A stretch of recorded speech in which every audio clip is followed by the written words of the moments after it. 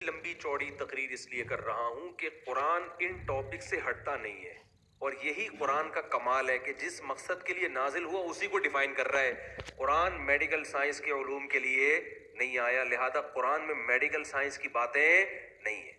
اتنی ہی باتیں ہیں میڈیکل سائنس کی جو مقصد کو سمجھانے کے لیے ضروری ہوں۔ قرآن کوئی انجینئرنگ کی کتاب نہیں ہے، لہذا یہ آج کل نہ پڑھے لکھے لوگ بہت قرآن پہ اعتراض کرتے ہیں، قرآن میں سائنس کی باتیں کیوں نہیں ہے بھائی؟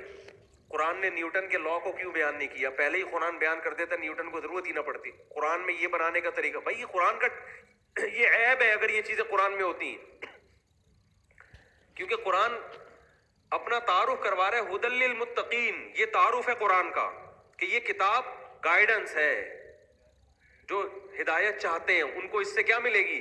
ہدایت۔ تو جو ٹاپک ہے اس ٹاپک پر رہنا کمال ہے یا ٹاپک سے ہٹنا کمال ہے؟ ٹاپک پہ رہنا کمال ہے، اس لیے قرآن ان موضوعات کو چھیڑتا ہی نہیں ہے۔ اب جو میں اصل بات کہنا چاہ رہا تھا اس کی طرف آتا ہوں۔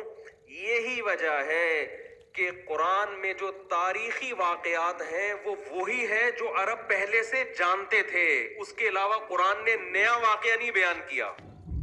اتنی سی بات تھی جس کو بیان کرنے کے لیے اتنا ٹائم لگ گیا۔ سمجھ میں آ رہی ہے بات؟ وجہ اس کی ہے کہ نبی صلی اللہ علیہ وسلم پچھلی امتوں کے ایسے واقعات بیان کرنا شروع کر دیتے جو عرب صدیوں سے سنتے نہیں آ رہے تھے، تو پہلے اس واقعے کو ثابت کرنا پڑتا کہ یہ ہوا بھی ہے، پھر اس واقعے سے جو سبق ملتا ہے وہ الگ سے ثابت کرنا پڑتا، تو اس میں آزمائش زیادہ تھی۔ یہی وجہ ہے کہ قرآن نے آج بہت ساری سائنسی تھیوریز جو ثابت ہوئی ہیں ان کو پہلے بیان نہیں کیا، کیونکہ اگر قرآن واضح لفظوں میں بیان کر دیتا کہ زمین سورج کے گرد گھوم رہی ہے، تو قرآن کو یہ ثابت کرنے کے لیے بڑے بڑے سائنسدانوں کو بلانا پڑتا۔ اس زمانے میں ایسے سائنسدان مارکیٹ میں تھے نہیں، تو جو اصل ٹاپک تھا نا، بہت سے اپنے لوگ بھی بکھر جاتے اس سے کہ بھئی یہ کیسی باتیں کر رہے ہیں، ہمیں تو سورج گھومتا ہوا نظر آ رہا ہے۔ تو قرآن نے ان موضوعات کو چھیڑا؟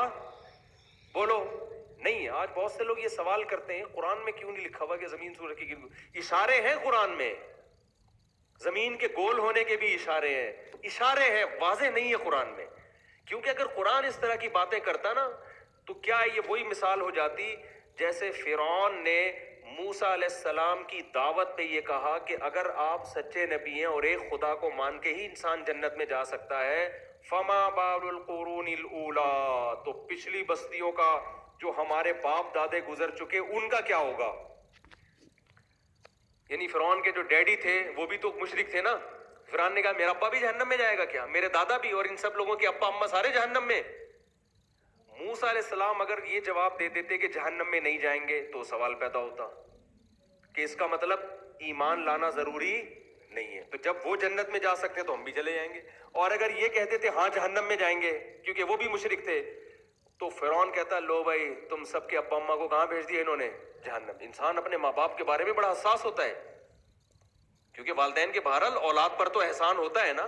کسی کو بتا دو یہ مذہب کہتا ہے تمہارے ابا جہنم میں جائیں گے، تو انسان کے لیے پھر اس مذہب کو قبول کرنا مشکل۔ تو موسیٰ علیہ السلام نے جو بھی جواب تھا وہ جواب دیا نہیں۔ کیوں؟ فرعون کی شرارت وہ سمجھ گئے کہ یہ بحث کے رخ کو کیا کر رہا ہے؟ تبدیل کر رہا ہے۔ کیونکہ میں نے اگر یہ کہہ دیا کہ جہنم میں نہیں گئے تو ایک نئی بحث شروع ہو جائے گی، جہنم میں بھیج دیا تو ایک نئی بحث شروع ہو جائے گی۔ یہ ٹاپک ابھی ہے ہی نہیں۔ موسیٰ علیہ السلام نے کیا جواب دیا؟ علمھا عند ربی